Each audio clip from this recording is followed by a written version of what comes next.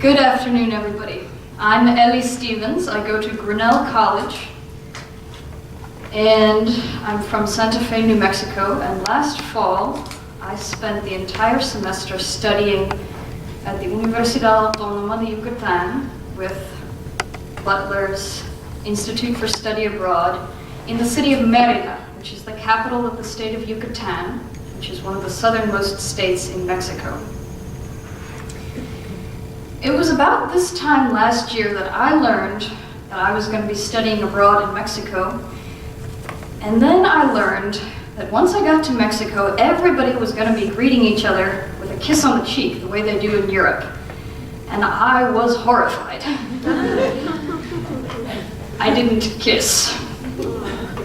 I was supposed to go to a foreign country and start kissing strangers on the cheek. I freaked out. By the time I left Mexico, I loved kissing people on the cheek. I loved the intimacy of it. I loved the tenderness of that gesture that you can make even with somebody you've met just 5 seconds ago. And I want to tell you all the story of how it was that I came to change my mind about kissing people on the cheek. Let me start by telling you why I wanted to go to Mexico. I come from a border state, New Mexico. Nearly half of the population in New Mexico is Latino. Of the Latinos in our state, many, I won't say most, but many are immigrants, and many of those immigrants come from Mexico. In Santa Fe, where I live, all the construction workers are immigrants. Several years ago, I remember our roof got a leak. And so a bunch of dark-haired, dark-skinned guys who spoke Spanish showed up in a pickup truck with a bunch of ladders and started to fix our roof. But it just so happened that they parked their pickup truck in front of our next-door neighbor's mailbox. Now, my mother lived in mortal dread of our next-door neighbor. Shall we say they didn't get along well. So she came to me and she said, "Eleanor, please, can't you go out there and ask those gentlemen in Spanish if they'll move their pickup truck, otherwise our next-door neighbor's going to kill me." My mother wanted me to go outside, approach these men who might or might not speak English, and ask them for something. I didn't even know how to say mailbox. And I couldn't do it. I said, "No, Mama, I'm too shy." And I went and I hid. And it left this bad taste in my mouth because I realized that my mother was not the only one who was scared of her neighbors, that I was scared of my Latino neighbors. So when I had the chance to go abroad, I decided to go down to Mexico and get to know my neighbors better. And then I realized I was not only going to be getting to know them, I was going to be smooching them.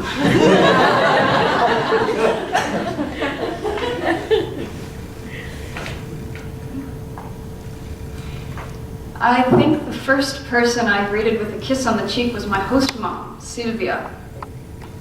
Sylvia is in her early 70s. She's a grandma, but she still has fiery red hair. When I would get home late from school in the evenings, even if she and my host dad had already eaten dinner, she would bring me out my dinner and she would sit with me at the kitchen table, and while I ate, she would talk to me. She liked to tell me stories about her family, especially about Ana Laura, who is Sylvia's youngest child, and even though Ana Laura now has her own baby, she's still Sylvia's baby. Sylvia liked to tell me stories about how Ana Laura had met and fallen in love with her husband, Matt. How Matt had come to the Yucatan like me as an exchange student.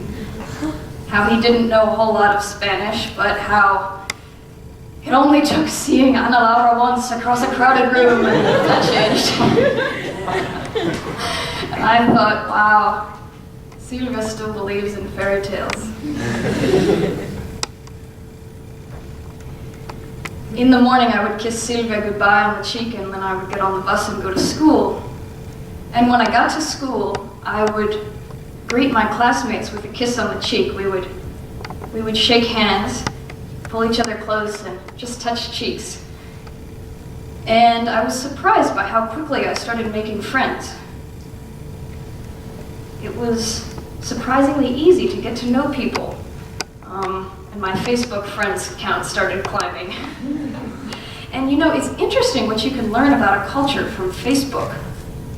Something I noticed pretty quickly that surprised me was that a lot of my Mexican girlfriends were posting things on their Facebook pages that I could never have imagined my US friends posting. And I'm going to show you an example of one of the things they post, and then I'm going to explain it. Several of my friends would post these pictures. They'd have hearts, or they'd have like couples silhouetted against the sea or something.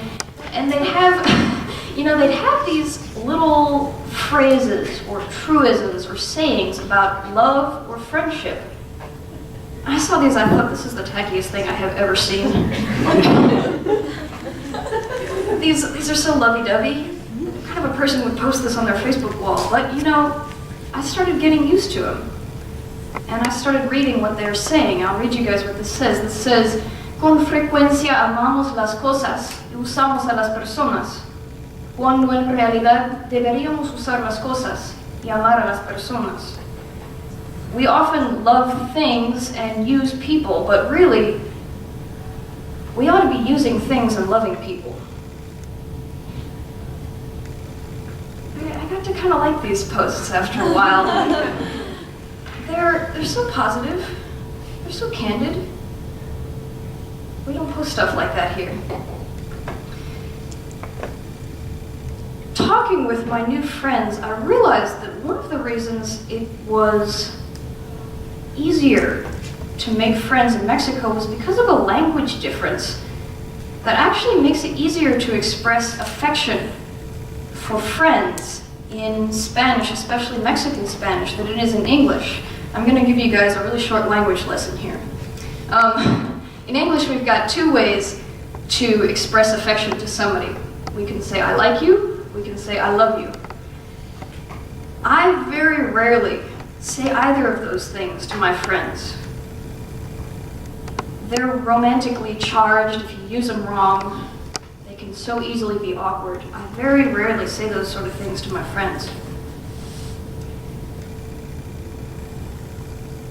But in Spanish, you don't have to worry about that because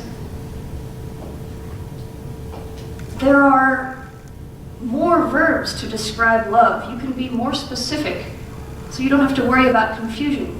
If you want to tell your friend you like them, you say, me caes bien.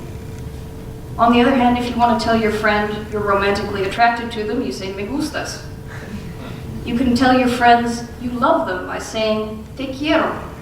And it's not romantic or weird or anything. Te quiero. And if you want your friend to marry you, you tell them down. And even guys will use this, and it's so cute. It's so cute. Even guys will tell each other, te quiero. This is my friend Danielle, who taught me how a guy will tell another guy he loves him. You just have to pepper in a little bit of profanity. I'm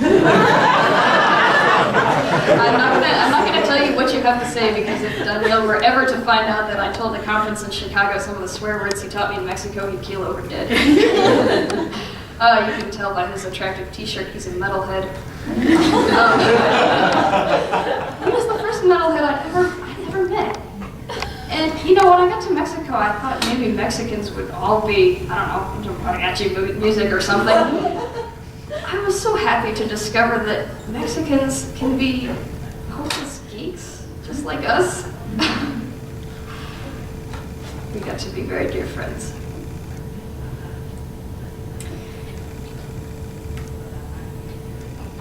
All of these people I greeted with a kiss on the cheek. And I said goodbye to them with a kiss on the cheek. And when I left Mexico, I had more friends than I had ever made before. It was so amazing. I fell in love with Mexico. And Mexico did something to me. It opened up my heart in this amazing way. And I am so excited now that I'm back in the country to get to know the Latino immigrants that live with me here. Because you don't have to go to Mexico to interact with people who have come from Latin America, and I will never again be shy when I speak to a Latino immigrant. We have kissed each other on the cheek far too many times for that. Thank you.